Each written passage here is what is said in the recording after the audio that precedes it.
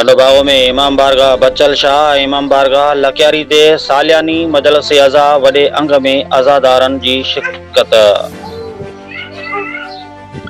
टंडोबागो में हर साल जी रिवायत मूजिब इन साल बि इमाम बारगाह बच्चल शाह इमाम बारगाह लकियारी ते सालियानी मजलिस अज़ा वॾी अक़ीदत ऐं एहतराम सां मुनक़द कई वई। मजलिस अज़ा के सिंध जे मशहूर ज़ाकिर फिरदौस हुसैन खिताब कंदे हज़रत इमाम हुसैन अलैहिस्सलाम शहीदान करबला जी अज़ीम क़ुर्बानियुनि ते रोशनी विधी। हिन चयो त करबला जो पैगाम हक़ सब्र ऐं इस्तक़ामत जो दर्स ॾिए थो, जंहिं ते अमल करण हर मुसलमान जी ज़िम्मेवारी आहे।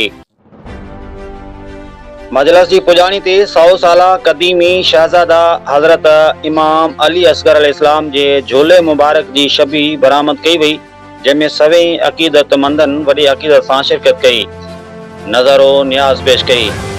उनमुखी थे इमाम बारगाह बच्चल शाह जी अंजमन दिलदार अली हैदरी जी अॻवाननि, निज़ाकत कमरानी, मीसम अब्बास, रहमान बलोच, फौजी अनवर अली, फौजी ज़फ़र अली ख़ासकिली समेत ॿियनि इंतज़ामी कारकुननि मजलिसनि ऐं जुलूस जे इंतज़ामनि खे कामयाब बणाइण में अहम किरदारु अदा कयो।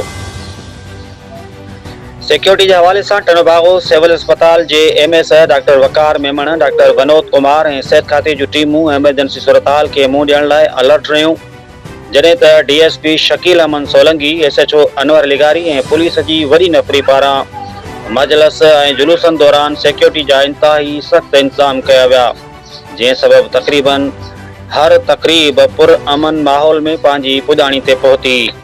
मजलिस अज़ा ऐं झोले मुबारक की ज़ियारत लाइ टंडोबागो ऐं भरपासे वारनि इलाइक़नि मां वॾे अंग में मोमिनीन ऐं अज़ादारनि शिरकत कई, जिन हज़रत इमाम हुसैन अलैहिस्सलाम अहले बैत इतहार सां पंहिंजी मोहबत ऐं अक़ीदत जो इज़हार कयो।